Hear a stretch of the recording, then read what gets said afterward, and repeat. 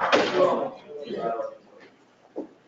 okay. So I do know Brian Kelly, who's one of the gentlemen who was helping manage those people. He now works urban, Dublin.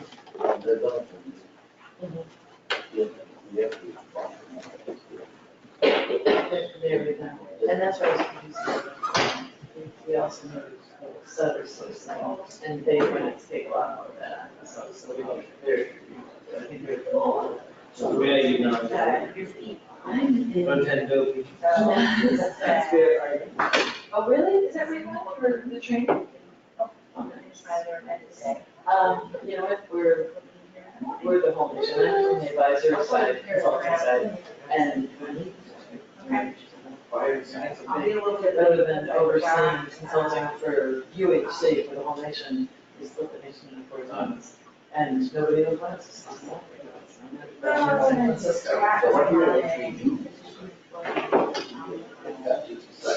Strategic sourcing, so it's just, it's not Procurement. yeah, it's the negotiating of the contracts, taking costs out. A lot of it's in the physician preference type items, which is also a Oh, but it's no, that's not. This is.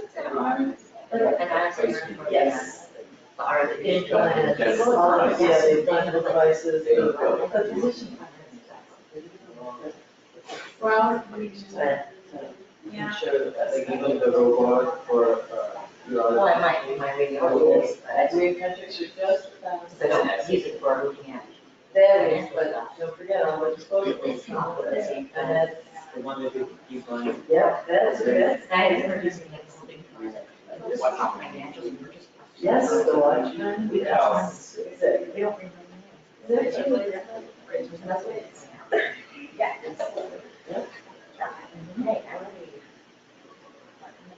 really. More than us. I think we might have a very interesting conversation. Yeah, we need more people. I know. I think people are like, afternoon, they're going to hook up. Yeah. Go next door, where did everybody go? For a couple minutes. Somebody needs like Okay, all right. So contracting. Come on, Jonathan. Yeah. Deal with strategic sourcing. So strategic sourcing is. And well as purchase services. Yeah, so it's basically invoices. And what we done From an advisory perspective, this one has. Really excited to be good at less of because most of the positions on the code. I think it's in the most efficient manner.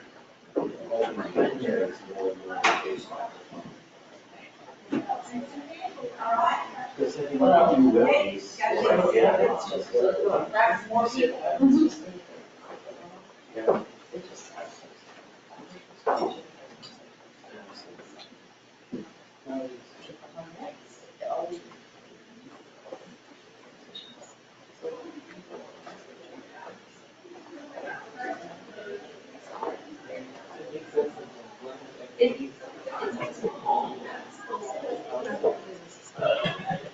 So sometimes some of that stuff, we actually established families for our headquarters that's.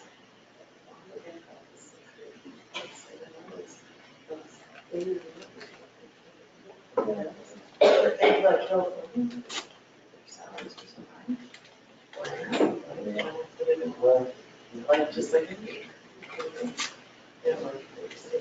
Well, that's just, that is what kind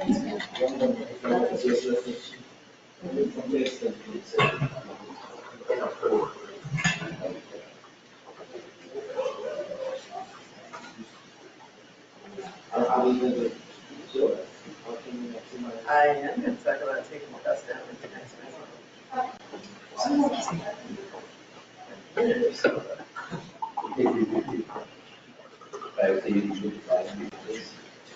I actually. I'm here with Amy. Well, Thank almost in you. Chicago, but I'm sure we're living in Seattle. Like, so, no, just throw. I'm at quality now. It takes you just enough time to work it out, exactly, I know. And in this case, I left for a little bit here in summer in Portland. So I'm enjoying the Lime Valley Winery, so it's I was to pick up my wine and carry it home, you can't do that on the plane, right? Oh, you can, check it out. Yeah, we're still honey It's great.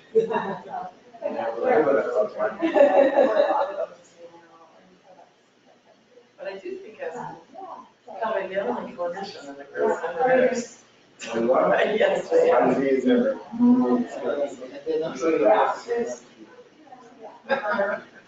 I got that, like this morning when Dr. Warren asked who I think so, care about the it. clinicians I are mean, like, you know, it's not like. it's just Dr. Warren and I raised our hands, so. That was good.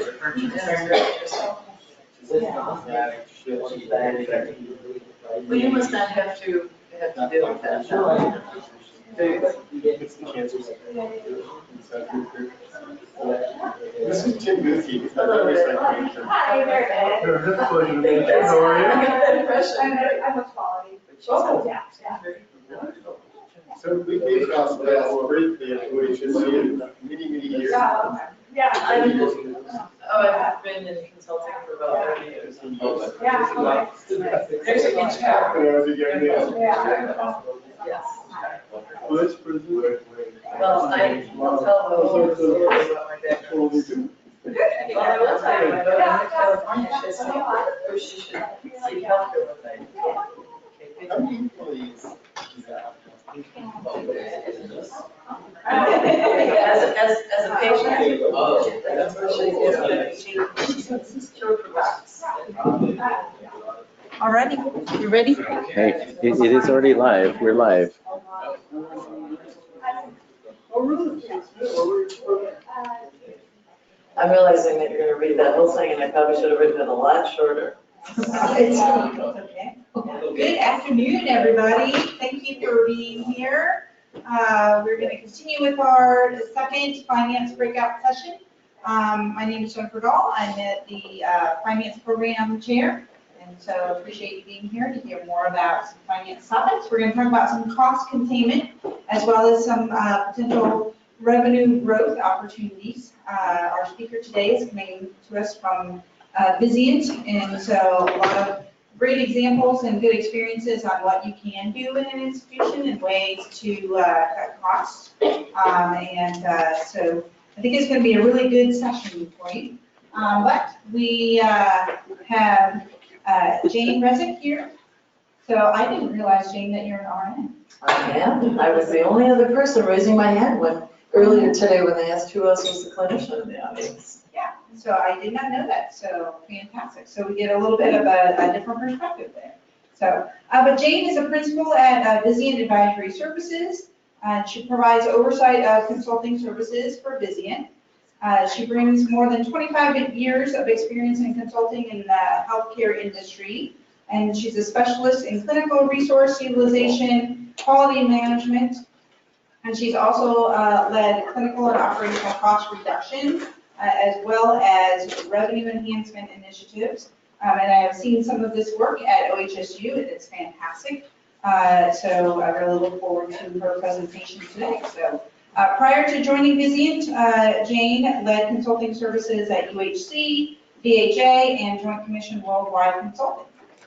So Jane, welcome. Makes me sound old, I know. Many years' experience.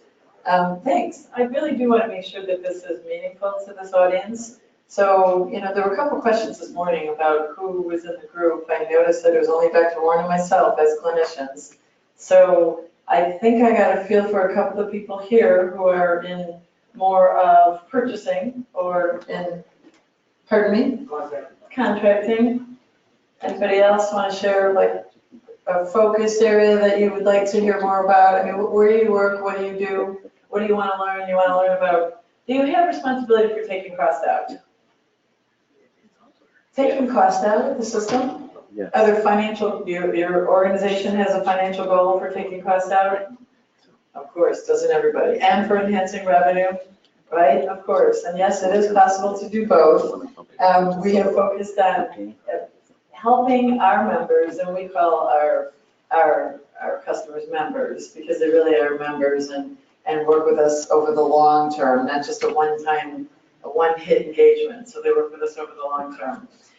We were talking, there's a couple situations, there's a couple of Kaiser Permanente people here. We outsource their entire purchasing department. So things like that. There's strategic sourcing, not the entire sourcing. So I do want to, as I said, make this meaningful, so feel free to stop, ask questions. I know I'm the last thing between you and the social hour, so let's make this meaningful and succinct, right? So I want to talk a little bit about, or Jennifer asked me to focus a little bit about some different areas of cost reduction as well as revenue enhancement. And she also asked me to highlight not only the case studies and how we achieve the savings or the revenue enhancement, but the tools we've used, the analytic tools, because Vizient, does anybody know who Vizient is? Raise your hands, Vizient. Good, good, okay, so I thought I might have to say what a GPO is or who Vizient is, because a couple of people gave me a really blank stare when I tried to explain that we were a GPO, a group purchasing organization. So we have contracts for just about anything a hospital buys, be it the widgets, the supplies, to your purchase services. And as you buy, we have national contracts, so as you buy through us, hopefully we're leveraging the volume of across the nation, so we're bringing better value to you. But we also have a number of analytical tools, and I'll tell you a little bit about those and how you can use those tools to help create value for your organization, as well as advisory services. When we merged VHA, which was a GPO of community hospitals, with UHC, which is not the payer, they actually finally got the domain from us. They purchased it from us when we merged and became Vizient. UHC is University Health System Consortium. It was a consortium of the university academic medical centers, and we have 99% of them. I think there's one academic medical center in the nation that doesn't participate. And then once we merged, we also acquired Med Assets, which was one of our competing group purchasing organizations. So we now have a purchase for more than 60% of the hospitals in the nation. Just some background there, which I didn't include here in the slides or anything. So I'm going to talk a little bit about supply chain and kind of a clinically integrated supply chain and how to progress from just focusing on price to maximize value, and then about purchase services, and then about revenue enhancement. So I just wanted to start out and set the stage a little bit. I know you all know this, but today, in today's world, you really have to take a very comprehensive approach to cost reduction and revenue enhancement.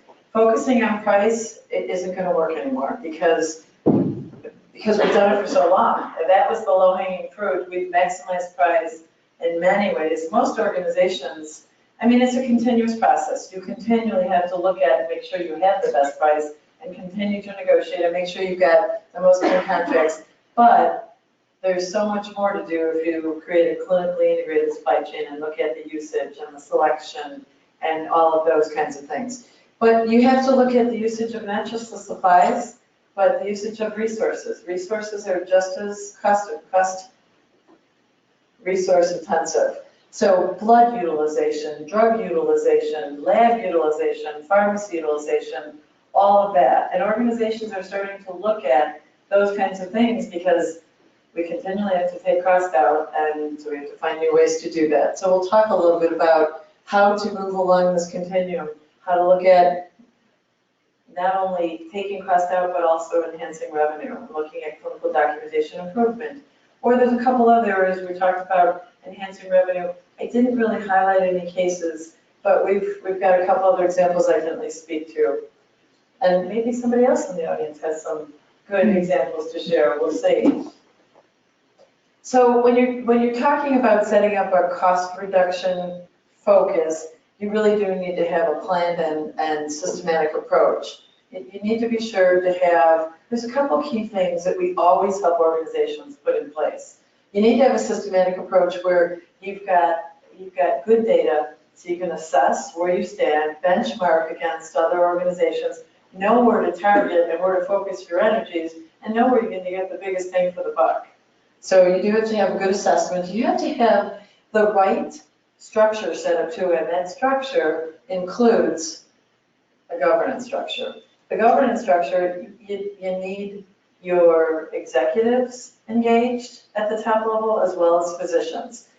Physicians, they always say physicians are probably the most expensive item in your organization is the pen that the physician's holding, because he's writing the orders and selecting the implants and all the equipment being used.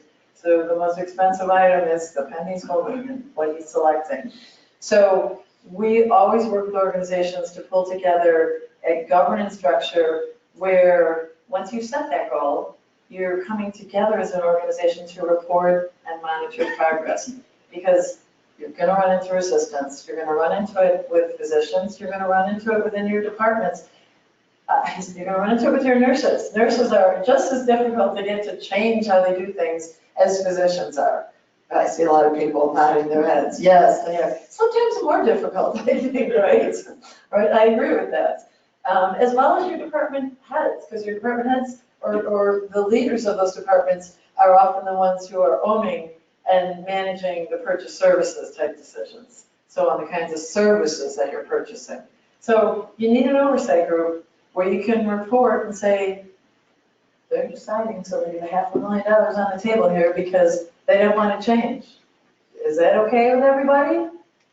And usually it's not okay, but you need to engage your executive team to have that dialogue and give that, circle that feedback back to through your organization. Encourage or incentivize or people to help. It's all about having, I believe, the organizations that are successful, it's all about having a strong message to the organization. It's not the hitting them over the head because they won't play, but if we're able to take our costs out, what are you able to do? Are you able to invest in becoming a center of excellence, invest in maybe the education and training? Are you going to become a stronger organization because you're able to take costs out or enhance the revenue? So a key message to me is stronger than even a good incentive plan, because incentives, it depends on what you're incentivized by. As somebody said this morning, and I know this is true because I was around the table with all the chairs at OHSU, and we asked, do you want an incentive program? And what would be important to you? And every single one of the chairs said something different. Somebody from internal medicine said, I'd like to take that money and give it back to the community. Somebody else from another department said, I'd like to get more equipment for my department. I'd like to just use it to make us more operationally efficient in the OR. I'll help you take costs out if you help me be more efficient and get done with my day quicker. So everybody's incentivized by something different, right? The other thing that's key, the other key critical success factor here is to have the right data. You need the right data solutions and the right information to be able to support your efforts, to focus your efforts, and to measure whether you've been successful and monitor that you've been able to maintain that gain over time. So you need clinical data, because if you focus just on cost and don't talk about how it's going to affect the quality and the patient outcomes, you're not going to win with clinicians. So you need clinical data, you need operational data to measure whether you really are taking the cost out and maintaining that cost reduction. And you need supply chain data as well, because supply chain is about 50% of, it's the second largest cost in your organization. Your staff costs are the highest, supply costs are the second highest. And purchase services is pretty high up there too. We also offer a strategy database, which looks at your external markets, where there's expected growth based on your actual catchment area, where you're losing your patients, where they're leaking out to, those kinds of things. We offer data solutions in each of these areas, but there's others. You're homegrown. You can develop these kinds of databases in your own organization. The one thing that's helpful about an external database, of course, is that you've got benchmarks. You can benchmark against other organizations, but there are internal databases. I'll tell you a little bit about the ones we have as we step through each of these examples, but I'm the first to say that they're not the only tools out there. There are tools out there, and I'm really not here to sell you anything. I'm here to give you examples and tell you the key tools that are necessary. So let's talk about a clinically integrated supply chain. I'm sure you have all had cost reduction efforts for a long time in your organizations. As I mentioned, we've kind of taken a lot of cost out of the price to date, and some of those areas continue to drop, right? I'm sorry, the cardiac rhythm management devices have dropped every year. We need to renegotiate those prices every year. I hate to admit how long I've been in this business, but drug-eluting stents, have you seen what the prices of a drug? They started at $3,600 when they were first introduced by Cordis, and they were the only maker in the market. They had no competition. There's $800 now a drug-eluting stent. So, but we've taken cost out of those kinds of items. But we really need to now focus on, rather than just the outliers, like the outliers of cost, whether it's a price or a procedure, we need to look at the whole total cost of care and shift that price curve so that we can take cost out for the entire population. And we tell organizations to focus on three levels of areas. So first, focus on optimizing your contract value, right? In supplies, as I said, that's a continuous thing. You're always looking at your price, benchmarking your price, deciding where you can take your price down, whether it's by shifting market share and bringing the aggregating volume across your organizations, price parity, all those things. But the second is managing utilization. Once you've maximized your price, you really have to step into what are you using. You can have the very best price out there, but if you're using the Cadillac of implants every time, you're going to still have a higher supply expense. And that's really how I explain it to physicians. I say, yeah, you do have a really good price. And we can show how your price benchmarks to everybody else, but you're using the highest end implant out there. So can we decide which one's more appropriate to use?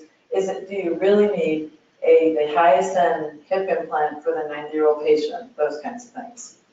Those I know are very difficult conversations to have, but if you set the stage right and you become partners with your physicians and organizations, you can have them effectively.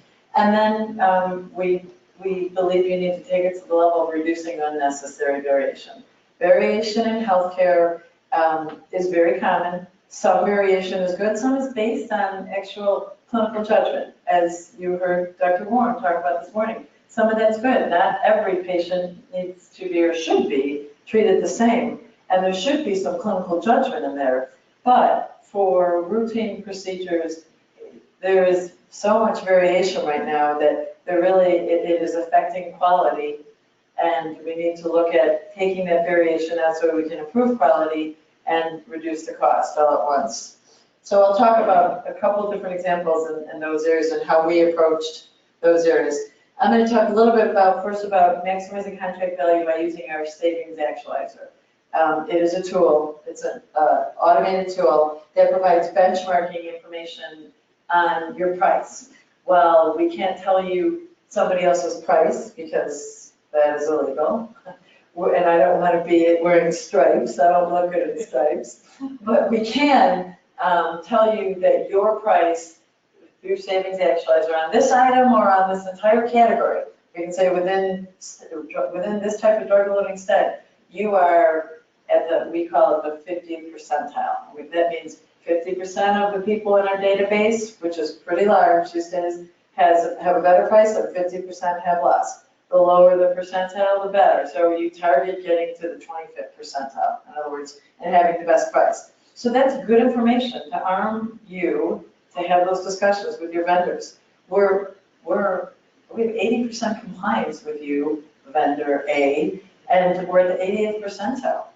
Why? So that's the kind of tool you want to have to be able to maximize your contract value. In this example, we were working with a large, vertically integrated multi-health system, very large. It takes more than just having that price information. And I'll step you through and give you some examples. They had more than $50 million in orthopedic spend. And they had a very sophisticated service line structure, which is good, but sometimes can add more complexity to the discussions, right? And they did have physician-led task forces, so the physicians were engaged to some level, but it varied depending on the service line you're talking to. And they had they were participating in the total joint CMS bundle. Everybody familiar with bundling? I talked a little bit about it this morning. They talked about value-based care. CMS, the first bundle care payment strategy they rolled out was around total joints. And it was optional, so not all organizations are participating in it. Is anybody aware whether they're participating in the bundle? You are, that's right. OHSU is. Essentially, what bundle payment means is that the payment is bundled for the physician, so pre-care, acute care, the hospital stay, and the post-care. So any type of rehab after the fact. You have one of those entities who manages and splits that payment. It was one of the first pilots that CMS ran to try to cut costs. So in this case, of course, it was more complicated than, as always, I'm sure you know, if any of you have worked on cost reduction initiatives, there was a lack of trust with the physician and lack of openness. They really had not shared data, cost data, market share data, any kind of information with their physicians. That is probably one of the first steps that we recommend for organizations. Your physicians don't even know probably what it costs for the items that they're selecting. So one of the first recommendations we make is share openly. I've seen organizations use as simple of techniques as taking the stents, for instance, and labeling the packages green, yellow, and red. Green means this is our lowest priced item, use it please, readily. Yellow means that's getting a little more expensive, please use some caution and decide whether you really need this. Red is please only use this if necessary, if really necessary. So sharing the information and having that kind of dialogue really does helps make them partners with you and really does help them understand. Because they can't be good partners in cost reduction efforts if they don't know, right? So they also, they had a very sophisticated performance improvement structure, but they had only supply chain leading efforts. And you really need to go beyond supply chain and bring the physicians in, you need to bring executives in, and have open dialogues. They had strategic cost reduction goals. Of course, their contracts were expiring soon, so they were in a timeline and needed to work quickly. And they had very ineffective technology processes. Any of those scenarios sound familiar to anybody? They're pretty true in almost all healthcare organizations, really. So the challenge was they had, now keep in mind, this was a very large multi-health system, but they had 13 primary vendors in the total joint space. But only 3 of them represented 85% of the market share. So they really had an opportunity to narrow that scope and move all their business and make some commitments to those vendors to take some cost out. They had a capitated pricing strategy. Is everybody familiar with a capitated pricing strategy? Okay, I see heads nodding. Just for each component, there's a set capitated price. But there was upcharges, and that means the vendors were saying, this is really a specialized item. It doesn't fit in this category. You should pay more, right? And then their strategy or their contract did not address revisions. So they were paying full price for the revisions. And the contracts were expiring and there were numerous requests for new items. So suppliers are always reintroducing new items, whether they're revolutionary or evolutionary, right? Not necessarily always, that much different, but new items, new prices. Spine, they had 16 primary vendors. Again, only 4 of those vendors represented 80% of the market share. And they also a capitated strategy. And they had a lot of non-contracted product usages, and contracts were expired. So I'm just trying to give you a feel for the process we use and the key process that you should put in place in these types of scenarios. Physician alignment is, as I said, is key. In this case, they had a capital shareback program for total joints. But there were other physicians who had no interest in that kind of, that they didn't want a capital shareback program. They had no interest.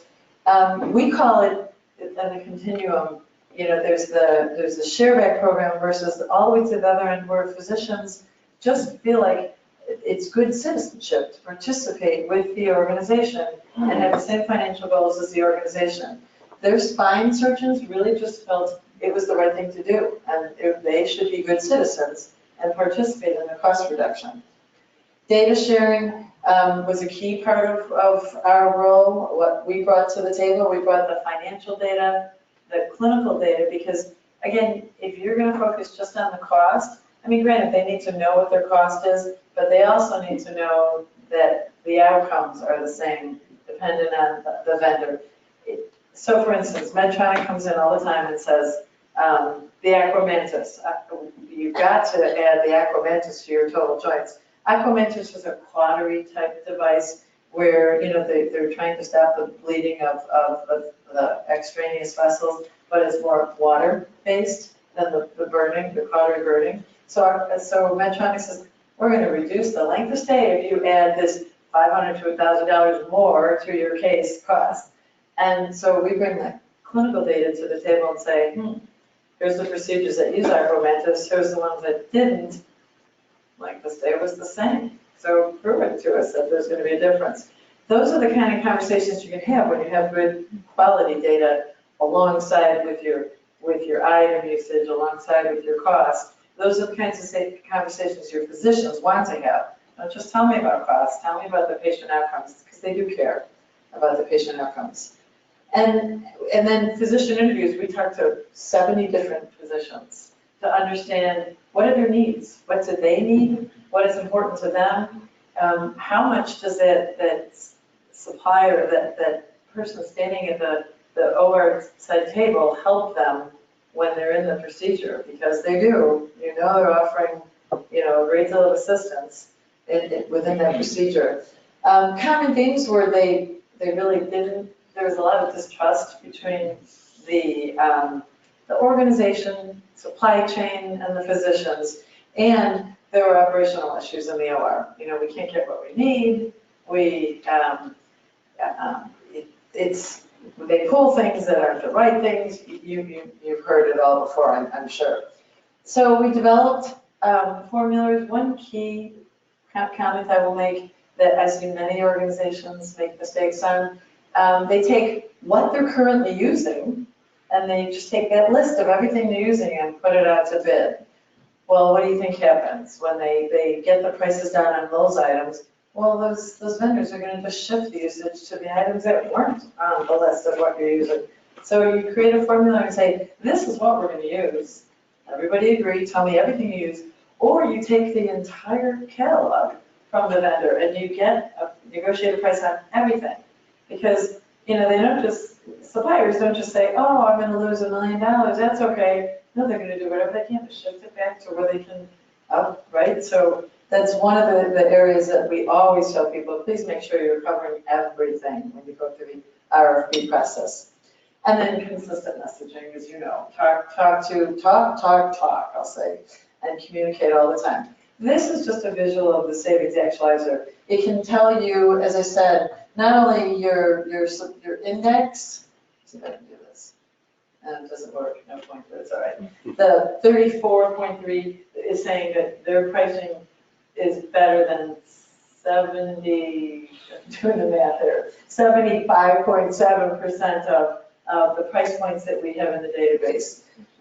We can also track initiatives within, it's like a project management tracking tool within there, so you can track. And it also gives you just a nice dashboard to track your your, not only benchmark your information, but track and compare. So the physician engagement is key, as I mentioned. In this case, the example I'm trying to make here is the orthopedic surgeons, they really didn't fully engage with us. They gave us passive support. We probably should have gone back and worked in a different manner to realize that. But because of that, we weren't as successful with the orthopods. In spine, we had an upfront agreement to lock out anybody any vendor who didn't participate. And the bottom line was we targeted $4.7 million of savings in total joints, and we achieved 4.2 only because we didn't have the same engagement. So truly, there's a research study out there, it was published in Harvard's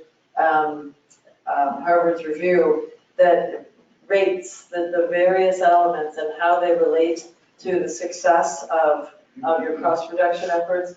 And the highest rating, of course, is with physician alignment and the physician agreement. I know you all know that, but now it's actually formally in the study.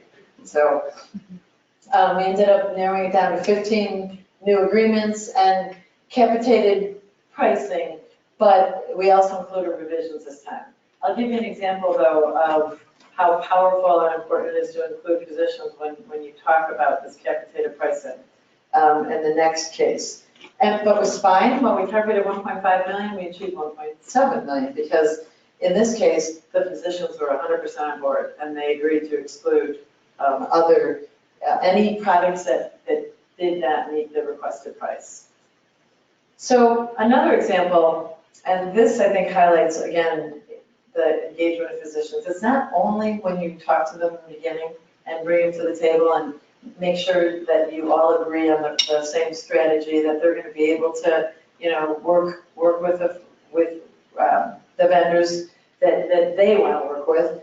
But in this case, same strategy, they had a capitated pricing, but this is a very small organization, they only anticipated achieving about $113,000 to get them from the 80th percentile where their price point was to the 50th. We don't ever try to get it from 80th to 20th, that doesn't happen. So the first step would be to the 50th and then you get it to the 20th. But we anticipated achieving about $115,000, somewhere around there. And we engaged the physicians, we said, so what strategy is okay for you? And they said, well, we want an all play, we want them all here. We said, really? Look at your data, you're using, 99% of you're using is 4 vendors. Okay, they said you can leave the rest of them out. So that was the beginning of the engagement. We left them out, we had 4. And we put the RFP out for them, and when the RFPs came back, of course, there was about 30 plus exceptions to the capitation. This is a specialized item. It should be outside of the cap. And what we did was sit down with the physicians again and said, this vendor says this is an exception. Is it? Nope.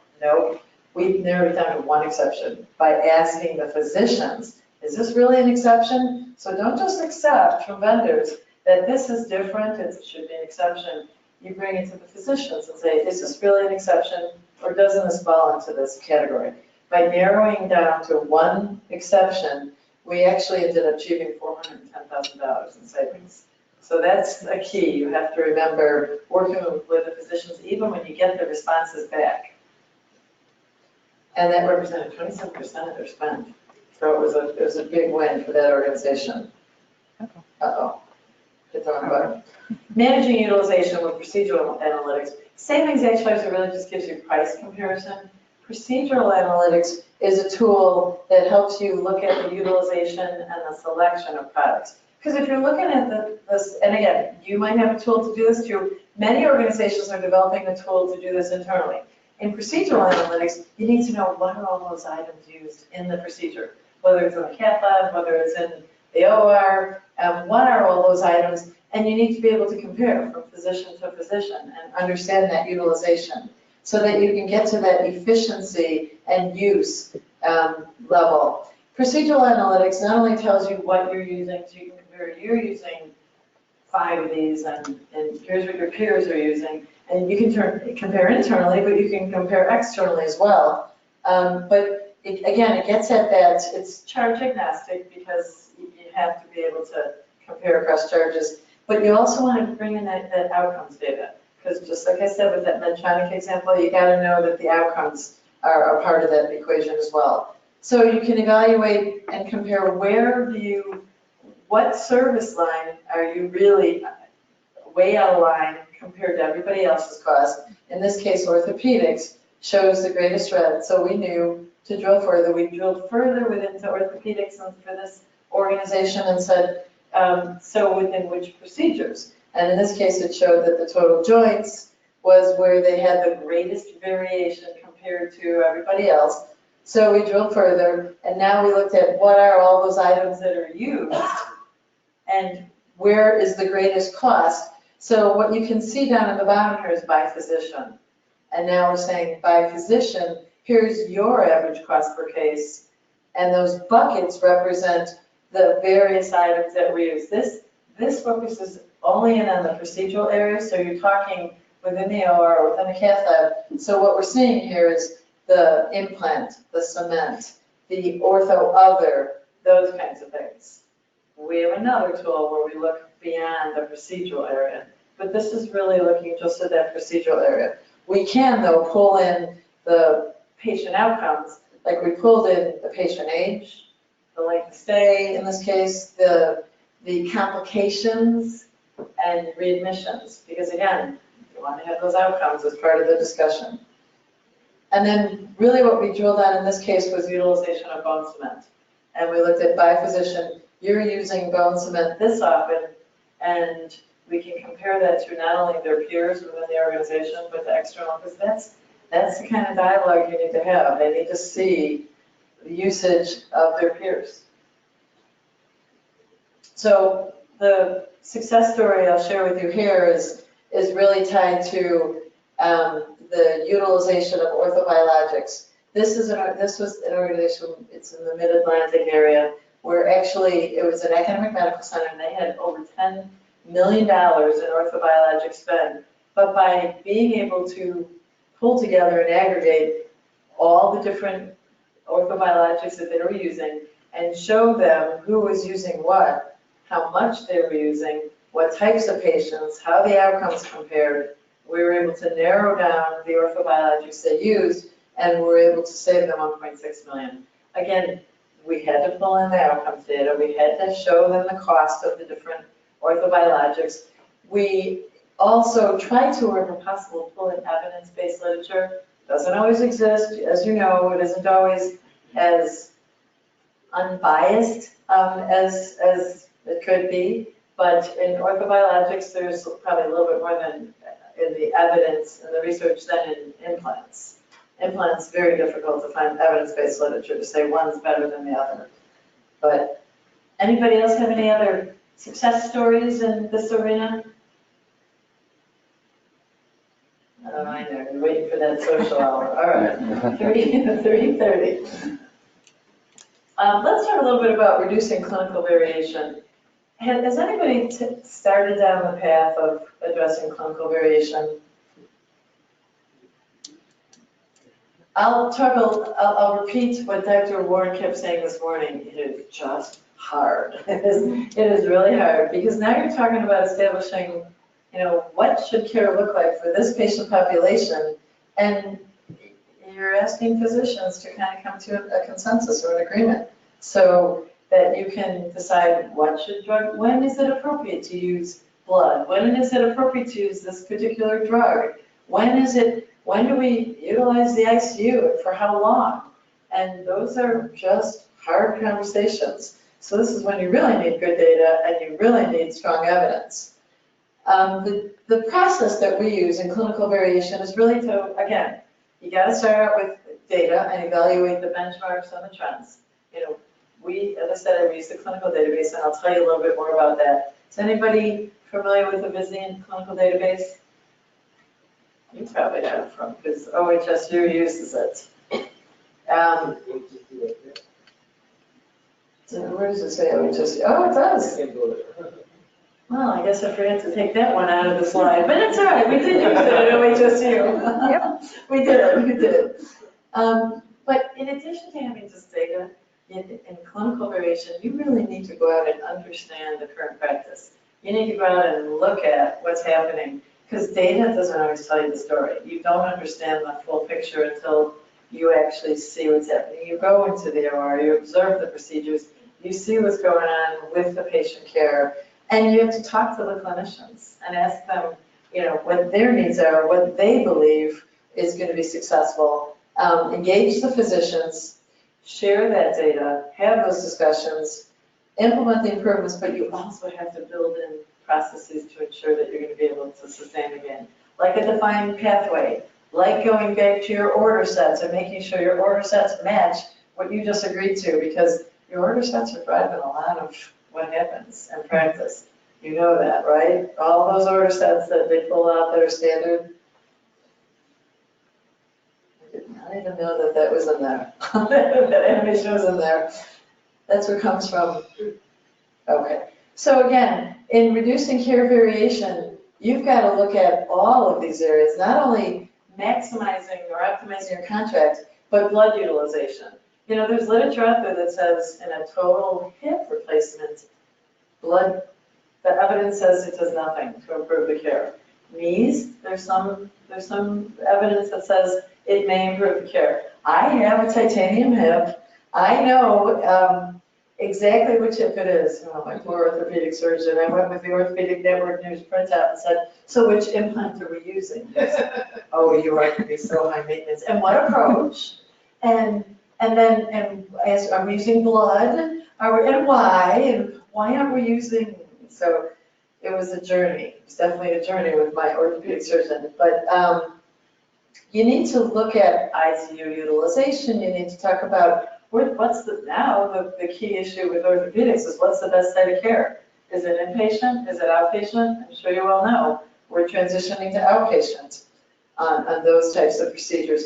Discharge disposition, where are you going to go afterward? That's particularly important now in this era of bundled payment and how much it costs to actually have the rehab type post-care. So this is just a little bit of background on the clinical database. We have, and the only reason I tell you who's using it is because people want to know who they can compare themselves to. Because the key difference with the clinical database is it's transparent.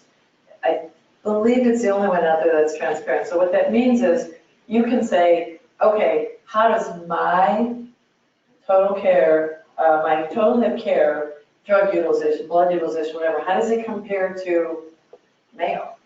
You can by name. How does it compare to just pick a group? Cedars, I think the ESP doctors, the only ones that we are like are Cedars and Mayo and Northwestern, and you can pull that together for the comparator. So you can say, all right, we're giving blood 90% of the time to total joint without complications, and Mayo is giving it 30% of the time. So it's by name, transparent, the drugs, all of that. So that's why it's important to talk about who's using it, because that's who's in the database that they can compare.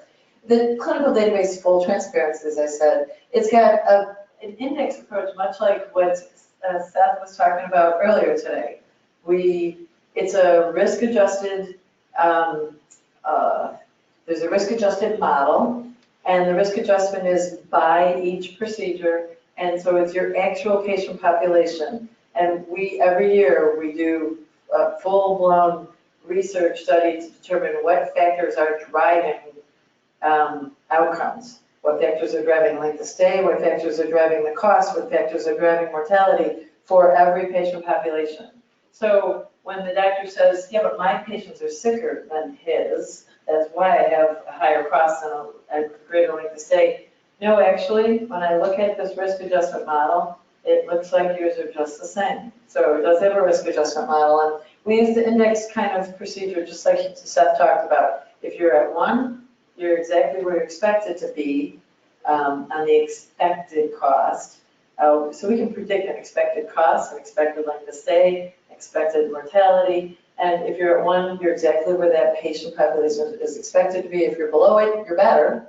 If you're above it, you're underperforming, performing worse. In the resource manager part of the tool, and you, again, will need this, it doesn't have to be the CDB, what we call it, but you will need this kind of information to take on a clinical variation reduction effort. We look at accommodations, ancillary services, blood, imaging, lab, pharmaceuticals, and again, we can compare the utilization, and I'll give you some examples of how we do that. So you start out by looking by service line, and you say, here's the number of cases, here's the length of stay index, you can see where it's better than 1 or above 1. We actually treat it like a heat map too, so it's red if it's an area that stands out. Mortality index, 30-day readmit, direct cost index, and then the variance on that direct cost. Shouldn't you be able to use that data in, no? Sorry. Oh, sorry, I forgot. Shouldn't you be able to use that data to break it down by each surgeon, and then you should be able to do better cost estimates? Or, Actually, you're setting me up for the next couple slides. We can bring it down to the physician level, yes. I plan to, right. I did. So this is just a more detailed service line dashboard. So again, I drilled into orthopedics because that was the highest variance, had the worst outcomes compared to the expected. But this just gives them a couple, here's the volume, here's some of the outcomes, percent of patients using ICU. Oh, so we just used data again, there you go. Again. And compared to their comparator. In this case, we just used all the AMCs. We have 4 different cohorts we can compare you to. It's AMCs, it's complex teaching medical centers, it's large community hospitals, so large IDN type, and then community hospitals. So that it's an assumption that you're going to be performing similar, or you want to compare yourself to that type of organization. But you can hand select or customize your comparator as well. Mortality index, percent of encounters with complication, 30-day readmit. What you see up in the upper right-hand corner is the observed to expected utilization of resources. So ancillaries, imaging, blood, lab, and if you see them red, then they're using more of those resources than the comparator. And those resources are also intensity weighted. So it doesn't just say that you're using more lab tests, you're using the more intensive lab tests. So you can say, you're using the more intensive lab tests compared to everybody else, which is using the less intensive. And then it actually breaks it down to DRGs down in the bottom as well. So the key, so rather than just knowing the service line is off, you got to know which procedure, right? So you want to look at, here's the procedures, which also shows the yellow bar represents the volume, the case volume. The green represents the length of stay index, and that's on the right. So you can see where it's 1 or above, and the purple represents the mortality. This is powerful information to give to your services, to the physicians. Now be prepared to be able to back it up and drill into it and tell them why, because they're going to ask, why do we look red over here? Because they will. And then this is exactly what you were talking about. This is by provider. The bottom 2 lines are the overall average for the hospital, and the bottom line is the average for the comparison group. And those colors are by buckets of cost. So routine care, other special care, pharmacy, blood, and you can just see from visually looking at it how much variation there is. And that's when you can start to say, well, it looks like obviously the implants in this case is the largest percentage of cost. There's quite a bit of variation, and for us, Hospital A, we obviously have a higher cost than the comparator. So you can do this in any of the resources. So down to the level of the detailed drug or the detailed lab. So in this case, IV acetaminophen usage. We're saying that they're using it in 2.5 times more cases than other AMCs. So has anybody addressed IV acetaminophen? Have you seen the literature? It does nothing more than oral acetaminophen. We're talking Tylenol, guys, oral versus IV, and it costs about 10 times more.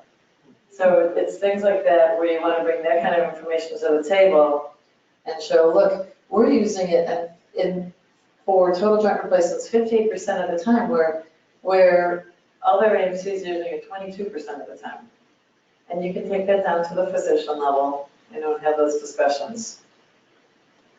Same thing with, this is IV acetaminophen by procedure, because that's been something we've addressed with a lot of organizations. It is something that everybody should be looking at in a meaningful way, because there's a lot of costs there, a lot of unnecessary costs there.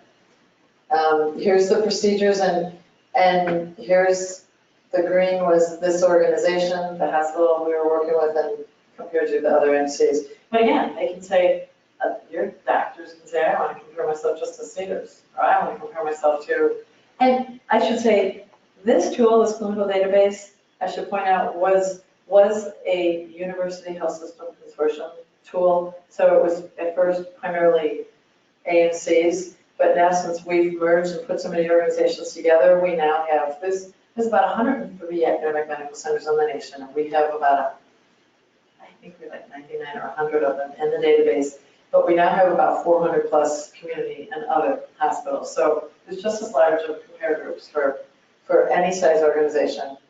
Here's acetaminophen again, and this is really just looking at the overall hospital usage. Here's readmissions, 7-day, 14-day, 30-day. And this, I think, is overall, but you can narrow it down to the procedure you're looking at. So this is the kind of data and information that's really valuable to have discussions about with your physicians.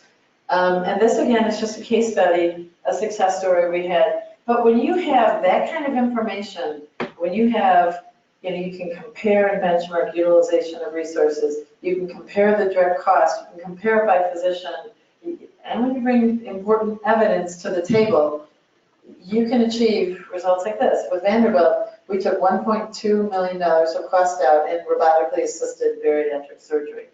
And that's because we were able to show them what the costs were for a robotic procedure compared to a non-robotic. We pulled in outcomes data to show there wasn't a difference in the outcomes.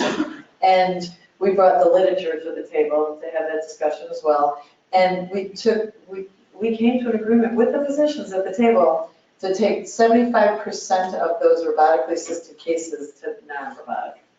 And that's a conversation that, again, not easy to have, like she said this morning, very hard. But it's a conversation that everybody needs to start having if we're really going to get meaningful cost reduction in healthcare.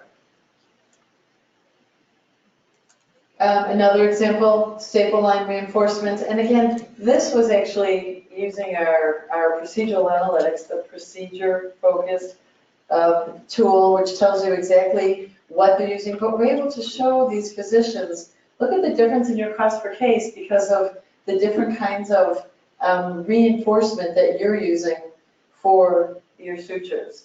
And this one was a good example of bringing the studies to the table and showed the evidence in the literature said there was no difference in the outcome. So we're able to show them, look, your staple line reinforcement is $2,200 and physician B's is $1,700, just by using different products. So those are that's the kind of information that you need to bring to the table. You need data, benchmark data, clinical information, patient outcomes, physicians at the table, and I will say you need a champion physician who's willing to kind of facilitate that discussion because it really needs to be their peers having the discussion. Anybody have any success stories or horror stories they want to tell about trying to address clinical variation? I'm sure there's lots of horror stories out there. I can tell you horror stories where I've had physicians yell at me. I said, sir, Mr. Orthopod, I have my own hip here. So it's not, it just as Dr. Ward said this morning, it's not easy stuff, particularly when you're talking about their practice, but it is where we need to go these days. So we've got, again, I'm the last person between you and your break, so we're going to move into purchase services. Anybody been addressing purchase services within your organization? No? Okay. So purchase services represents about 20% of your total operating expense, and that's probably very conservative guess. We have found, because we'll take take the GL and do the math, and we have found that purchase services spend is now getting larger than supply expense. And we've always said supply expense was, the number 2 expense. Would you agree? It's not, yeah, I would agree. Can you give some examples of what types of things you would have in purchase services? Are you talking about like outsourcing IT, or are you talking about what types of things would be in it? I plan to do it too. I didn't know. There you go, next. Perfect question, good question. Here's the typical areas of purchase services, widespread. It's IT, HR, and within IT, you're talking your hardware, your software, your professional services, print management, telecom, the data center and equipment maintenance. In HR, it's all your temporary staffing that you're bringing, your contract labor, your PBM, your pharmacy benefits management, insurance, executive staffing, consulting, travel management, relocation services. It's not the widget you buy, it's the service you buy. And more organizations are finding it's more cost effective to buy it externally rather than to manage it internally, right? Support services, it's laundry and linen, food and nutrition services, environmental services, clinical equipment management, security. It can be the parking and valet, the lawn services and facilities management, the elevator maintenance, energy, utilities, building maintenance, landscaping, construction, HVAC, waste, all those companies that pick up waste. In patient care services, it's lithotripsy, laser services, dialysis, interpretation, instrument and scope repair, blood procurement, reference lab, patient surveys. It's an endless list, and this list just keeps growing. It's also in your finance department, so you should all be familiar with this. Your finance and revenue cycle. You see your AP auditors, your electronic invoice payments, bad debt collections, patient statements and billing, patient eligibility, transcription, coding, record storage. In supply chain, it's freight management, mailing services, office supplies, office furniture, med-surg distribution. Anybody have anything to add? I have a question. Sure. So you said these costs continue to rise. As I look at that list, it seems like those have always been around. So what do you think is contributing to the increase of this particular piece being just an added cost to healthcare? Well, I think they've always been around. I think more and more organizations are relying externally for outside organizations to support them. And that's why those costs are rising. And again, I believe they're also rising because do you have benchmarks or information on what you should be paying for these? The benchmarks, or even knowing who's contracting for those people, that's actually probably leading me into this one. Characteristics of the purchase services are they're decentralized. It's the people in environmental services who are taking this on their own, and we're not centralizing all of that. You've got 5 different departments contracting for the same service and not working together, so you're not pulling them together. We're getting more decentralized in our patient clinics, where again, they're contracting individually in the outpatient areas without talking to somebody about the contract that you have in the inpatient side. There's really a lack of understanding of the spend across your organization, and the contracting is in the hands of people who don't understand contracting. So there's a lot of different factors that are leading, but there's also local and regional players there that there's with wide ranges of pricing and contracting types of terms and arrangements. So when you look at purchase services, and this is an area that more and more organizations are finding a very lucrative area to address, to take cost out. So it is one you probably want to take a look at. What we need to do is go from contracting across the organization to centralizing it. Organizations are trying to pull all that together and pull it into one location within their organization so that they can manage it better and understand that spend better, so that they're taking the disparate decision makers and scaling it across the organization and leveraging the volume all in one place. And usually there's no, you can't even find the service agreement or the contract. I find so many organizations where we come to help them with this, and they don't have any contracts in their contract repository. So it's a very disorganized kind of area, which also leads to when there's no transparency or information, the costs are going to go up. So what we do, or what you could do as an organization to address purchase services is, first, you got to take an AP data run and look at everything that you're paying across the organization. We actually will take an AP file and categorize it because we have a database where we know what most of these organizations are, and we can pull them together so that you can summarize everything you're spending within those various categories. But it still doesn't tell you the picture, because what you're spending from an AP file still doesn't tell you what your prices are. You probably still have to pull invoices, because sometimes, say, an instrument and scope repair, some of those are just the purchase of a new instrument. It's not always just the repair. So you still have to pull invoices and understand what those rates are, what are the terms, and then how do you get a benchmark? How do you know whether what you're paying? There's not quite as many ways to benchmark services as there are in, say, for instance, the supply side. So again, it's pulling contracts, it's pulling invoices, it's knowing what the total spend, but probably even more importantly than that is going out and understanding the business. Because there's disparate users of these services. You pull them together so they all understand what everybody else is using.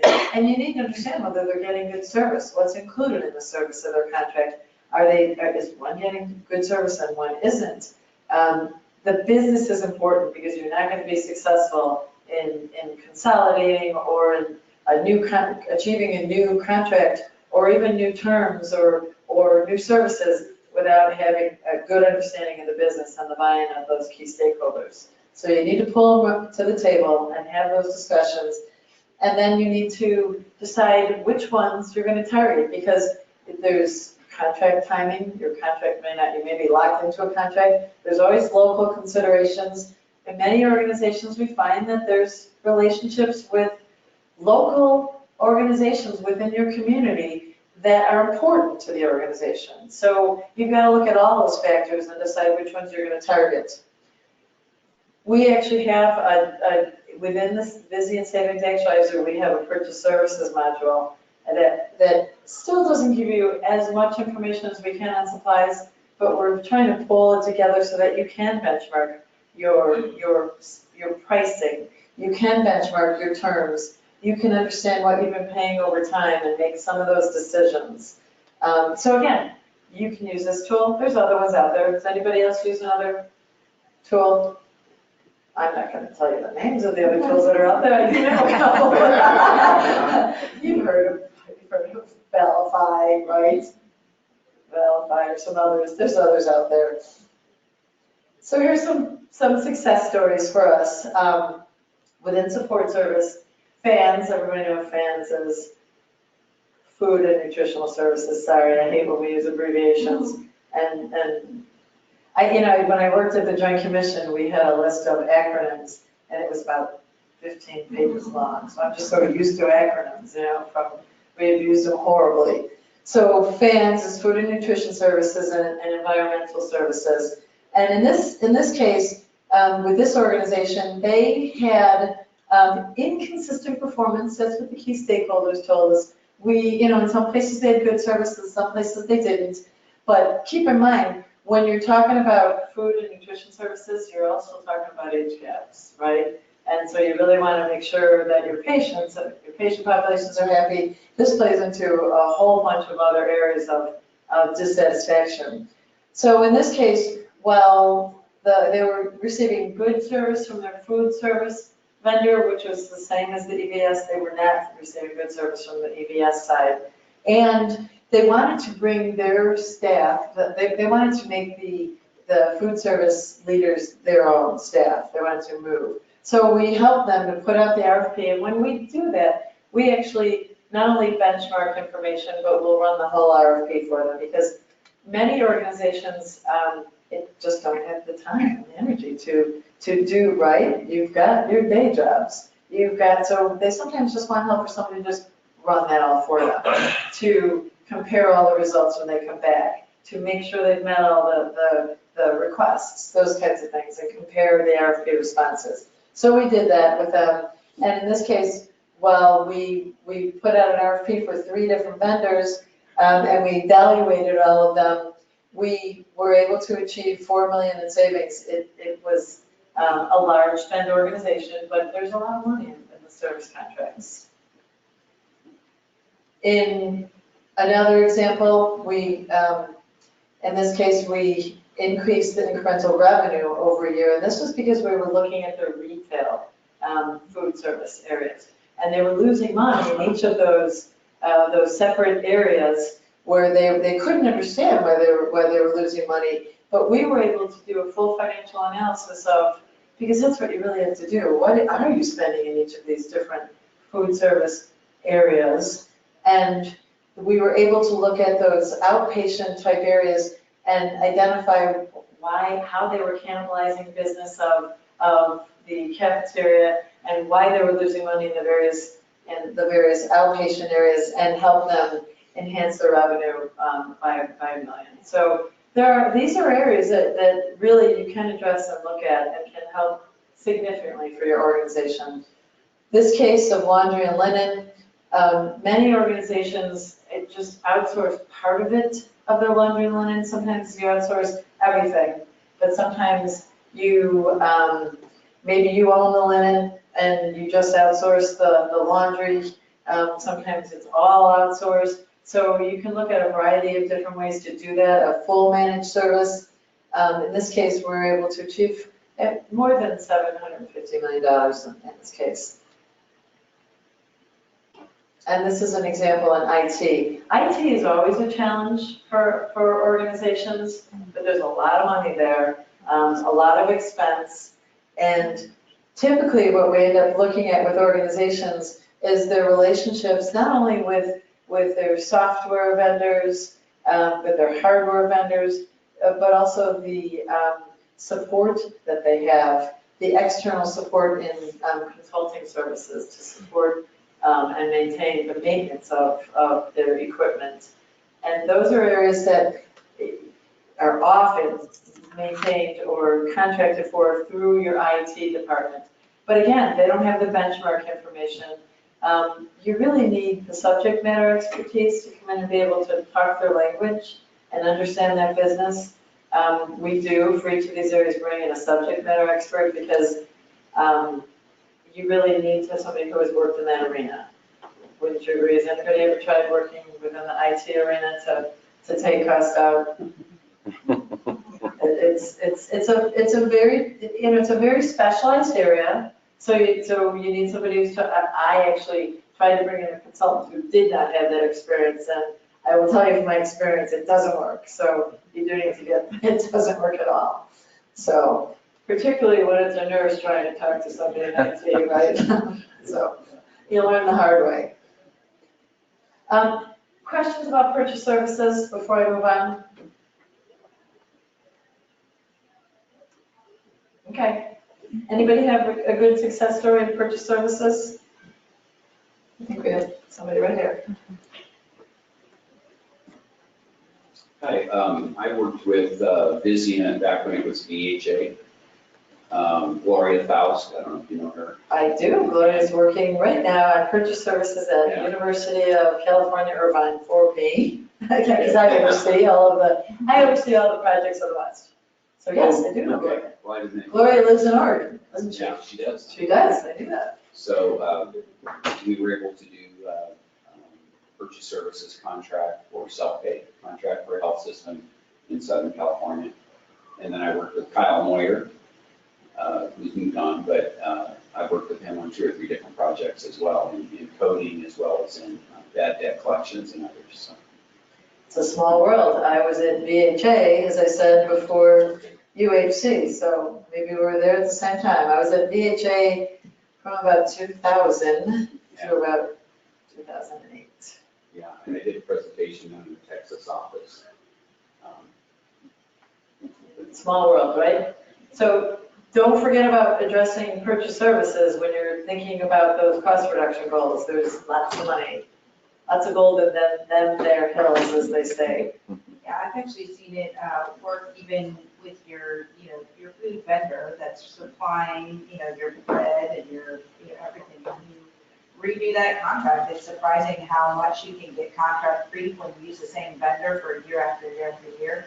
Next thing you know, you look at it and you're like, wow, we're paying 75% more than everybody else on some of these basic things, and you can cut out several $100,000. And so initially, you might see some of the numbers that James shown, and well, the variation is only a couple $100 per unit. But then when you know how many units you use that, next thing you know, you have a lot of savings. So I've seen it in more than one organization where once you dig into your data, you can see a lot. So if you're kind of nerdy like me, then you like to see the GL and you dive into your AP data set. It's interesting what you can see to where you just go, why did we pay that much more? And then get into a data tool. So, but it's just doing that initial dive into AP data is really kind of helpful. At OHSU, because I'm using them in the next example, I didn't use them in the purchase services, but we've been engaged to take costs out. Our target was 26 million, and 6 of it was targeted for purchase services. We've already achieved the 6 million in purchase services, and there's lots more there. So, and I would, as I said, highly recommend using somebody. We use specialists for each area, because purchase services they're so complex. And there's so many different areas that one purchase service expert can't effectively cover all of them. So we have IT, HR, finance, because they really are highly specialized areas. And if you're going to be able to win over that key stakeholder, that department leader, you kind of need to talk their language, right? So I can tell you 3 areas or 3 products that this is actually in a former organization versus where I am today, but 3 hot areas for you if you want to get people really interested in what you're doing. Change their paper towels, their toilet paper, and their drinks, beverages in the cafeteria. If you switch, say you're a Coke organization, you switch to Pepsi. You're going to hear about it, and people will be like, what are you doing? Why? What do you mean you're doing cost savings? And you can get them interested by changing those things they have a real passion for. You'd be really surprised how interested they are on why are my paper towels no longer white? They're now brown. And you go, well, we saved like 30,000 by not having the bleached version of the towels. Same towel, it's just no longer bleached, and they totally will not believe you. They're like, I want the white ones back because they're white, they're not brown. And you can save some money on it. But so yeah, if you want to really get people in your organization to be interested in your project, change them one of those, and all of a sudden you'll get people being like, hey, we know they're doing some projects. So Jennifer, actually, I think one of my favorite at OHSU that probably raised more hairs than any was the floor stack. We looked at the amount of food that was stacked on each of the nursing units and said, we have benchmarks for how much, this is way more than we see in any other Like organization. Jell-O and pudding and granola bars for like visiting families. That was certainly a tough one to gain the nursing staff's acceptance. But we significantly reduced the amount of food that was available on each of the units because it was not being used and it was either going to waste or being launched on. No, you keep excess stack on the floor for when the patient gets back from surgery, they missed their cart delivery, or the patient's family member is, very hungry, and you need a minimal amount of floor stock, you do, but there was an excessive amount of floor stock, and so that was a real popular It was a one. snack bar. Yeah, I worked for another facility in the Midwest, and I think one of the recommendations was to change from 2-ply to 1-ply. That was super interesting, and it didn't really go over super well. So sometimes How that, much of an impact does it have to be to make that kind of? yeah, I don't remember what the dollar value was of the savings, but, after you hear the employee satisfaction, you might want to keep some of those, so not everything is a winner. But I can personally say we've never recommended 1-ply.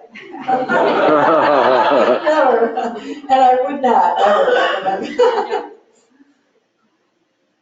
So yes, there's all kinds of services you can touch, and we're finding these days that there's more money there than supplies even. Although it is no easier than dealing with physician clinical preference items.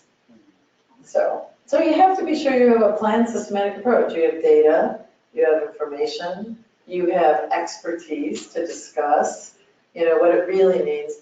But just as with any change management process, you have to have a dialogue, understand the business, understand the real needs of the people you're working with before you make a change. That's like, nobody understands real needs if they're recommending 1-ply toilet paper. Right? So it's having an open dialogue and understanding the needs, right? So we're going to talk a little bit about revenue enhancement, and we did a couple different revenue enhancement efforts we have a number of them throughout the nation, but because I'm relegated to the West Coast, I spend more time here, and I know more of these members' examples. And we've done a couple of things at OHSU, like optimizing observation. I didn't include that because that could take us a couple hours just to talk about the whole process of optimizing. And we looked at some of the areas of denials as well. But in this case, I'm going to focus primarily on the clinical documentation improvement effort that we had at OHSU because it was tremendously successful. I know Sunshine is part of the team and was involved in some of it. And Kelly's team Kelly's not here in the room right now, but Kelly was a part of it as well. But we use this to tell our success story all the time, and everybody's tremendously impressed. So let me share what we did. And I'm not a CDI person. I noticed nobody in the room in the last session raised their hand when Seth asked if anybody was a coder. Is there anybody here coding? Okay. But I know you get the idea. Obviously, you need the right clinical documentation to get the right coding done to get the correct reimbursement, right? So in this case, the process that we use, just like I said earlier, each have to have a very systematic process. We bring data, benchmark information to the table to tell them how their distribution of CCs and NCCs compares to a like organization, and I'll show you more in detail how we do that. And then you gotta go out and understand the operations. You gotta see where the coders live, what they do, what their processes look like, how they focus their work, how they determine, where their reviews are gonna be done, how they do their queries, how they educate the physicians. Again, you need to understand the operations. And then you need to sit down and have a discussion with them, clarify what your understanding is. This is what I saw. Is this really what's happening? Quantify the opportunities, and again, I'll show you how we did that with some benchmark information, and then apply an improvement model that has some sustainment to it. We put in management systems that can be followed even after we leave so that they can continue to be successful. So this is a lot of writing, sorry. My finance people, and I'm talking to the wrong people, but my finance people always make me give all the detail and the background here. So for OHSU, in this example, the cohort we compared them to was comprehensive ANSIs. So if you look at the last bullet, that describes all of our cohorts. So CAMC, Comprehensive Academic Medical Centers, and there's the definition, you know, you have to do solid organ transplants and large specialized complex care medical centers, complex care medical centers, and community hospitals. So we fit you based on those definitions into a group, and we compare you to that group with the assumption that your discharges are going to be similar to like organizations, right? So what we'll do is look at, in this case, how the spread or distribution of your without complications, with complications, and with major complications, what that distribution looks like for you, and what it looks like for the top performing quartile of that cohort. Assuming that you have the same kind of patients, if you are doing, you've got the best documentation and the best coding, and you're gonna look like that top quartile. And then we calculate what your revenue would look like if you were achieving at that level.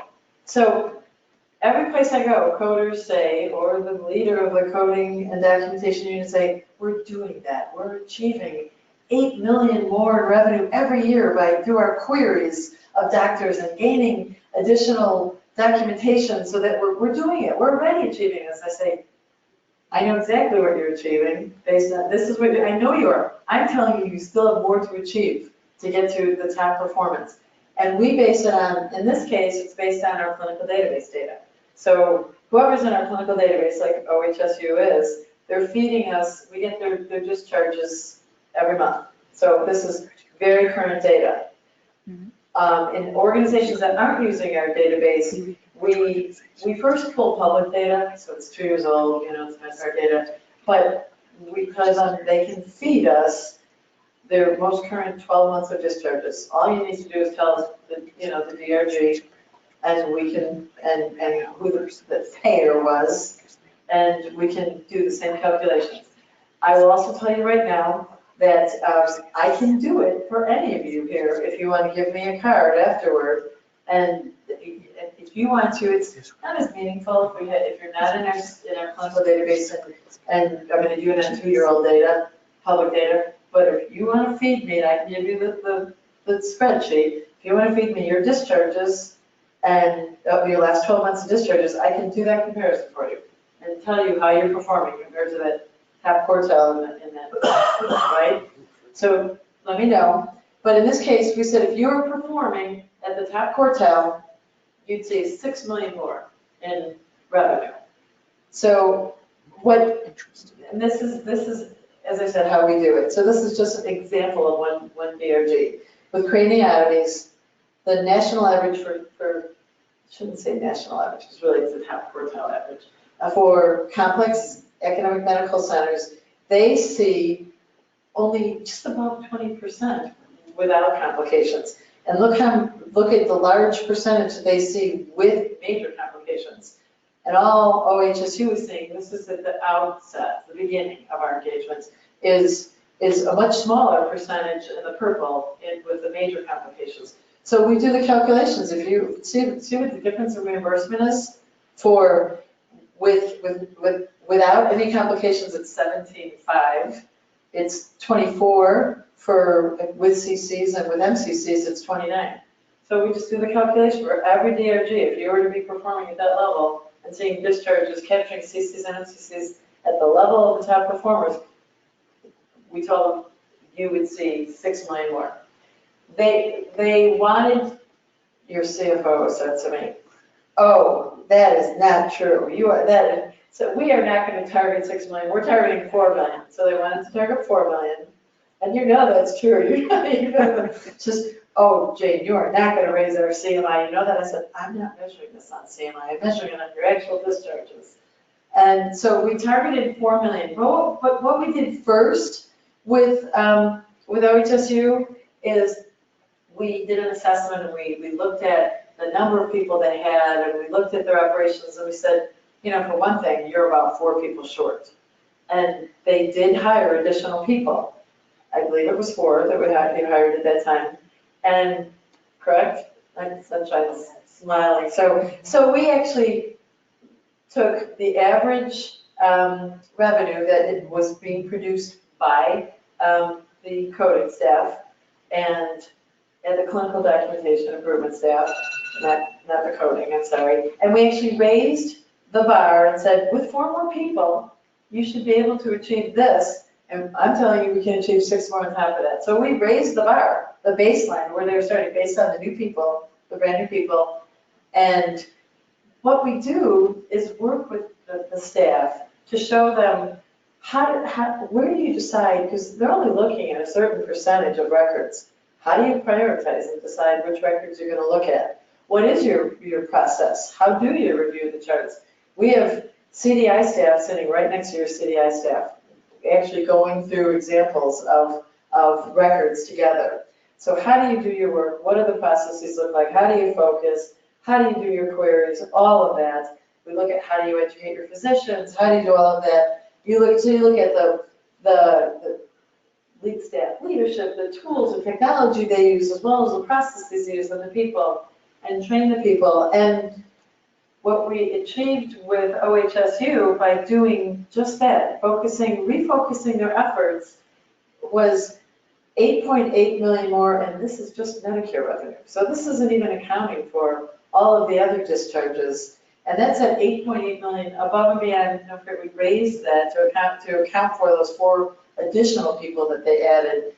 So in this case, they agreed that it was 8.8 in Medicare revenue. If we were to just use Medicare reimbursement as a proxy for everybody else's reimbursement, we've agreed to account for about 18 million in additional revenue.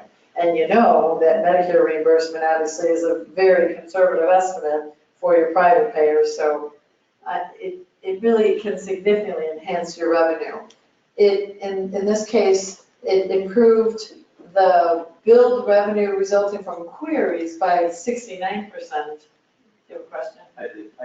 I do. So when OHSU realized this additional 8.8 million, what was the blowback from the payer community, knowing that these the change made so drastic, right, within 1 year?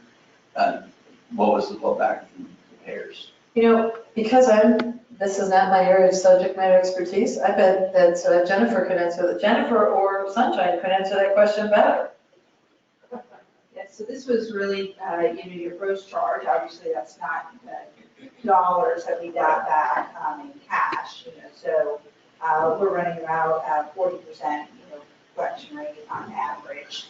And so you can kind of do the math on what we could receive on that. But, we really haven't gotten much, pushback, because it really was just, better documentation and coding. It's not like we're, doing anything above and beyond, but we're just enhancing and making it better. So we really haven't gotten any pushback from it, because we're just doing accurate documentation. So it's been pretty good overall. And we're very careful to say we're looking for appropriate documentation, not, really. What did it give you?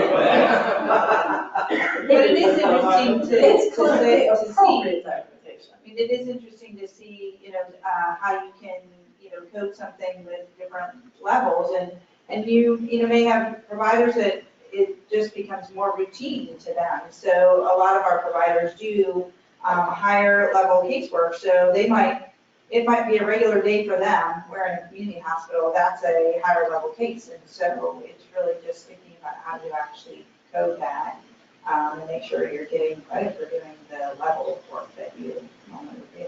So, and we've seen some other areas where we've said, that might be, maybe we're coding it a little bit higher than what our peers are, and you take a look at that too. So I don't just my time as a payer thinking of things like sepsis versus simple pneumonia, right? Because over the past several years, there was a pretty big uptick in the amount of sepsis being coded versus simple pneumonia. I know that those discussions were had with the hospitals and the plants. So I didn't know if this was, along those same lines. I was just, yeah. So the CDI staff increased their revenue per month that they were achieving through their work, through their queries, through their 113%. The average new reviews per CDS per year is 143%. And so they were covering like 250% more of the population that they had a chance to review.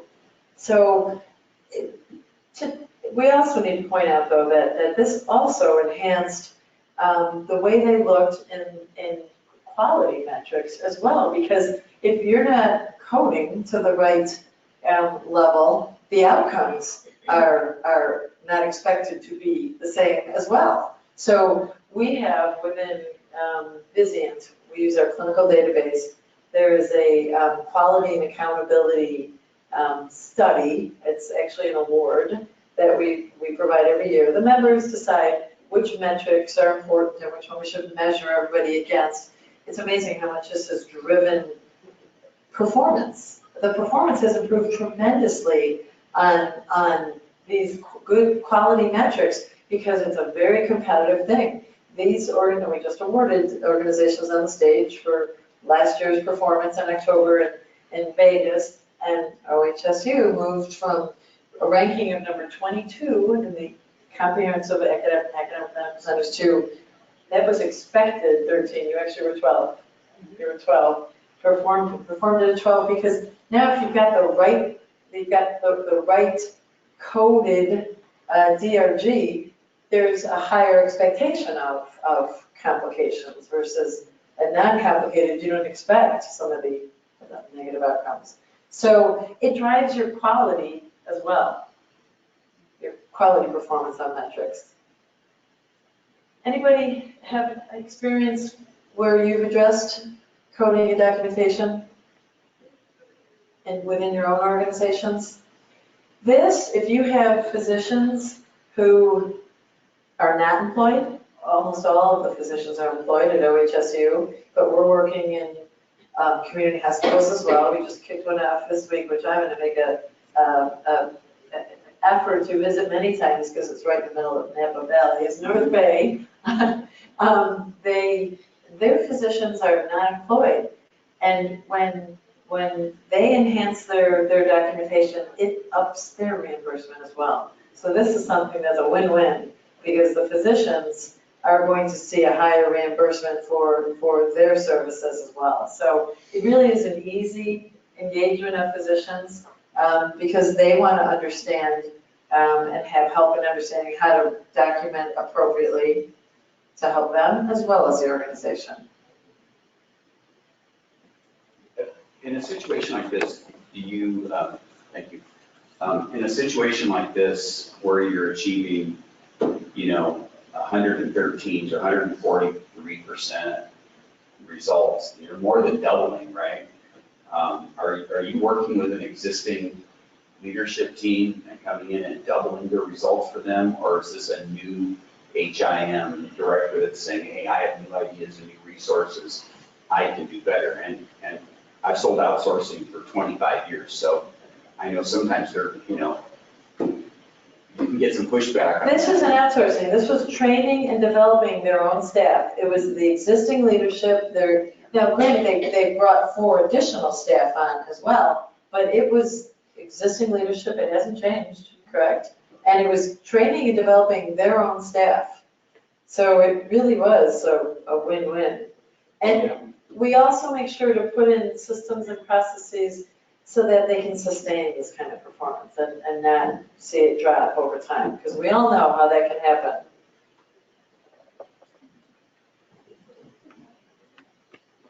I just have a question, and so, when it comes to coding, that work falls mostly on the physician, I imagine. The documentation does, but you can't code what isn't documented, so you have to train the physicians. We have a physician consultant that works on that side as well. That you have to train the physicians to document so that the coders can code, but the clinical documentation improvement staff will review the charts to see if they find things maybe that weren't coded because maybe the documentation wasn't thorough enough, and query the physicians and ask them to add additional documentation. And again, it's not my area of expertise. Did I describe that well? Yeah. So CDI staff are really reviewing charts to be sure that the coding is appropriate based on the documentation, and even looking for areas where the documentation did not support high enough coding. Does that make sense? So we're not from a hospital, we're actually an oncology clinic. So are coders allowed to do the same sort of coding based on physician notes outside of the hospital systems? Because they are within the hospital systems? There also is coding done for outpatient. It's a little different, and it's based on different, it's based on a different reimbursement system again. But there still is, outpatient is actually one of the biggest areas, new areas of focus for coding and documentation.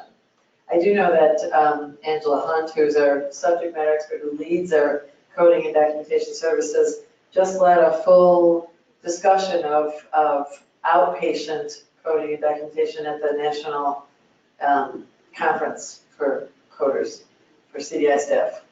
So yes, it's just as much of a focus. Sorry. And was this only for facility, or was this for the outpatient units as well? This particular number? This was primarily inpatient. Yeah. Yes. This is always a big area of discussion because we can achieve this in 6 months, and you can even sometimes go back on Metro bill. So it's a huge opportunity to enhance revenue very quickly and successfully for moving forward. So I'm not sure, you might want to discuss coding and documentation more. It certainly is a fun subject. I like it too. The CFO always wants to hear how much we've achieved at OHSU. Yep. And by the way, did I mention it did drive their CMI up? Is it on? It's not on this one. It did drive their CMI up, even though their CFO Diana looked at me and said, "You don't think you're driving our CMI up? It's higher than any other economic science." It did. It did. So. This was on all of the projects. All DOGs, all, yes. And as I said, the 8.8 million only reflects Medicare. So we actually agreed that, again, that's only because we don't know your reimbursement for other areas. So we only know the reimbursement for Medicare. So while we only measure and focus on improvement in Medicare revenue, you're seeing it across the board. And we agreed, as I said, by using just the Medicare reimbursement as a proxy for all the other payers, that it was more like 18 million. But you know that's not accurate. You know they got a higher reimbursement. So we as payers are going to see a higher CMI from what you Thank you. Well, our CMI did go up slightly. I mean, it was running at like, 2.25, and now it might be 2.27 or 2.28. So I mean, it went up like a little nugget. I know. Yes, I know. As I one of our said, Kaiser friends, he's appropriate. interested from the perspective of what are we charging Kaiser? Yeah. Yes. Oh, okay. I'll go back to it. Last slide before your social break. Really, and then I'll open up to any questions if anybody has anything. But really, as you can see, there's kind of a couple of themes that come through in all of these opportunities for cost reduction, revenue enhancement, just change management in general. The drivers of success are, you need an executive team that's engaged and at the table. I meet monthly with OHSU's executive team. And I tell them, you gotta be really good, as somebody in my role would tell somebody that their kids are ugly. You have to be able to say, here's where we are, but unless you help us here, because they won't play with us, whether it's a department director or whether it's a position, or not, you're gonna leave that value on the table if you don't help us. So it takes an engaged and executive team, we report monthly what our progress is. I'll be there next Thursday in front of Diana and Joe and, you need to have, as an organization, a willingness to make difficult decisions. Because if your organization is not going to make the tough decisions, you'll achieve maybe a third of the value. Really, it is really saying, we can do this. One of the ones we're still struggling through is travel management. Just to try to get people to a standard of travel, to do it through a portal, to standardize, who they use. Vizient right now is doing it to us and it's killing me. I get it. They're trying to get me to switch from United to American. When I have 1.5 miles on United. So I get it, it's hard stuff that you're asking people to do, but you've got to be able to make those tough decisions and hold the line. You need to involve and engage the physicians and the stakeholders. And they need to have some kind of incentive to participate, and that's not always financial.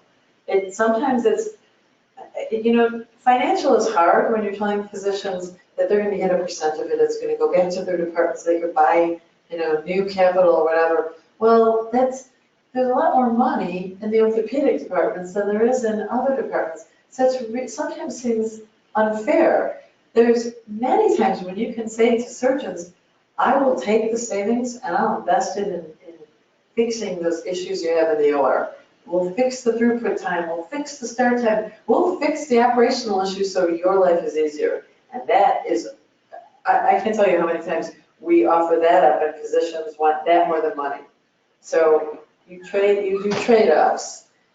You need to have credible data, and it needs to be spend data in all of these areas. It needs to be clinical data. It needs to be operational data. You need to have comprehensive financial data to be able to, and it better be right, that if there's ever something wrong with it, you'll lose all credibility.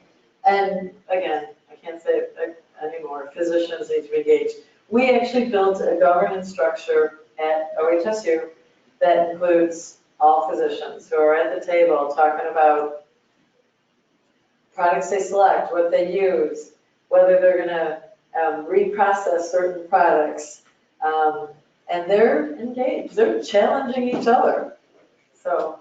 And I haven't seen that work in another organization as well, in the Midwest, where you had a administrator as the lead of one of the value analysis teams, and they couldn't really achieve any savings.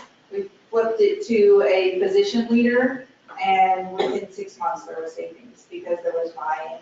And so that physician engagement, that we achieved at OHSU, I've seen in other organizations as well. So they've got to really buy into it to make it work. A couple of questions. One, the physicians are not employed by OHSU, most as UMG, UPS is a different group, but they still work with OHSU, even though financially it's not some. They might also gain through the coding, but Yes, the structure of OHSU is they're part of the School of Medicine, but yes, there's a separate university medical group that they belong to. but Tied to OHSU. yeah, in terms of other changes like this, the coding could benefit both groups, but This was primarily Other- healthcare. supplies or. Most AMCs have 3 entities, and I know this from working 8 years at UHC, the University Health System Consortium. There's 3 entities. It's the medical center, the university, and the practice plan. And you don't always know who owns who. In many of them, the university owns the other 2, and they just flow funds between the 2 to pay for services. But in some cases, it's the hospital that owns the university, so there's an interesting and complex relationship at academic medical centers. Another question I have is, have you run into, when you're trying to reduce costs or outsource, run into any complications with labor contracts that prohibited you from outsourcing? Sure, definitely. Great point. Labor contracts, so like in California, very difficult. We work with the entire UC system, and there are some very, very stringent labor type contracts in place in California, particularly in nursing. So you have to be very, very, How do you work through them? well, you actually have to just make sure you're very aware of them and understand them and work to where you're working with it, but enhancing. Sometimes it does lower the amount of savings we can achieve or what we can outsource.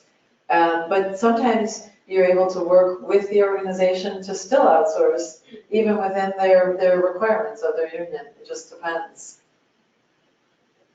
I know I'm making it sound easy, it's not easy, right? When you throw that into Just had a very the, difficult negotiation with the labor, and I think a lot of, I think the options become more limited with the labor. that's correct. Labor contracts can definitely change what you can outsource and can't. That's I correct. think wages, you can relate to that too, Sorry. right? A little sidebar, what was the question? Labor contract limitation.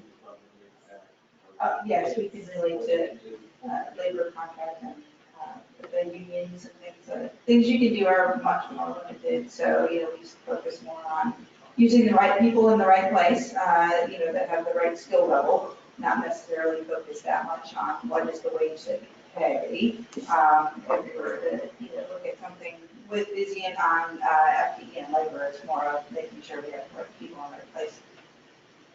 Just one more question on financial incentives. So like you said, I was going to ask, and you already kind of answered that, but the physician incentives or maybe the labor incentives, is there a way to incent them to say, okay, if we are able to achieve these savings, we'll have this bonus amount to pay, financial returns, and then, So negotiate that and say somehow that, there's a lot of restrictions on what you can pay physicians directly. Most organizations set up physician financial incentive programs by feeding the money back to the departments, for the department to use. Because you're talking about a gain sharing arrangement, and the OAG has some very specific restrictions around what you can do.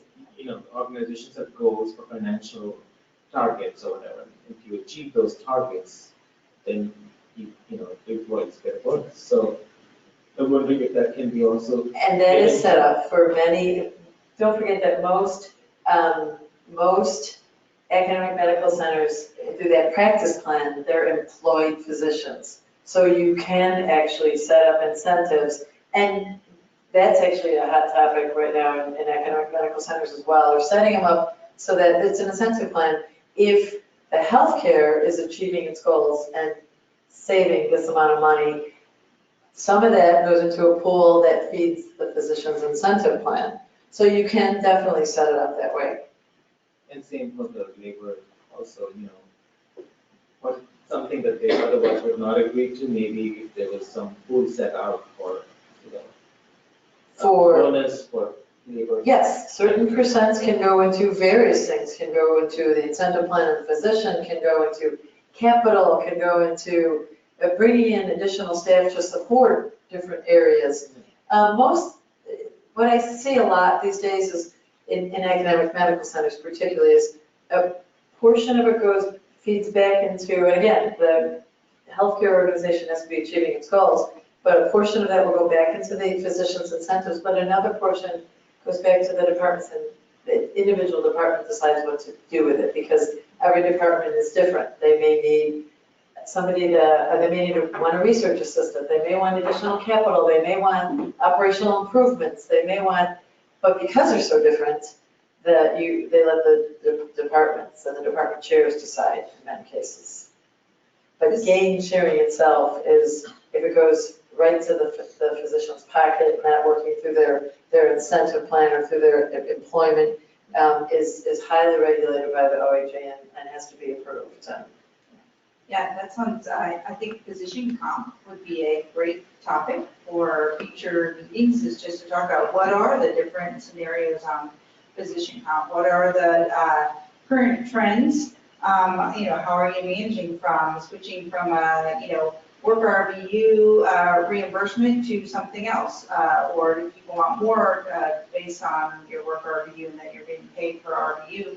I think that'd be a great finance topic for us to, bring back to a future conference. Because I think they can get some people who are, specialists in that area to kind of give us an overview of what are some of those trends that are happening. You've got, whether it's an academic medical center, a community hospital, the physicians want to be paid fairly, and you have different ways of doing that. So I think you're touching on a fantastic future topic.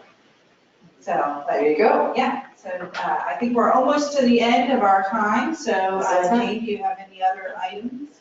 I don't, that was actually my last slide, so are there any questions or comments? Let me know if, give me a card if you'd like us to run that, that comparison for you. It's just an interesting way to start the conversation within your organization about how there might be some additional opportunity to enhance your revenue through a CDI improvement. So, Very good, thank you so much. Thank you, everybody, for hanging in there. It was great. Jane, fabulous topic. I think you did a great job. I'll put you on the list. You're coming back another time. We have plenty of other experts, like we have somebody who helps organizations with physician count. There you go. So we can have a lot of good topics. So Meredith has a couple of announcements for us. One thing that we do want to say is on your agenda, there's a QR code. Please scan that and do the survey and give us some feedback on Jane and her presentation. We always want to hear more about how you feel about the topics that we've written. So here is Meredith. Thank you. So for those of you who don't know me, I'm Meredith Peterson. I'm the secretary of the Oregon chapter. And part of that role is I coordinate our volunteer program.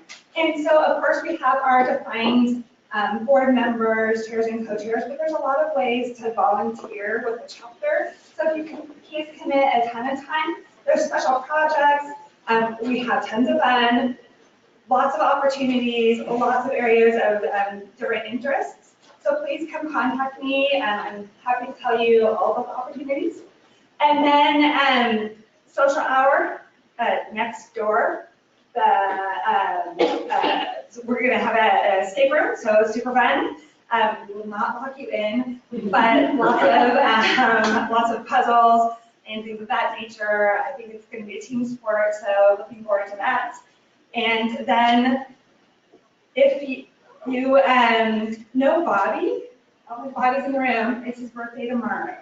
And so, So there's going to be puzzles and drinking in the same event. Wow, that's going to be fascinating. While you're locked in. Extra funny. Yeah.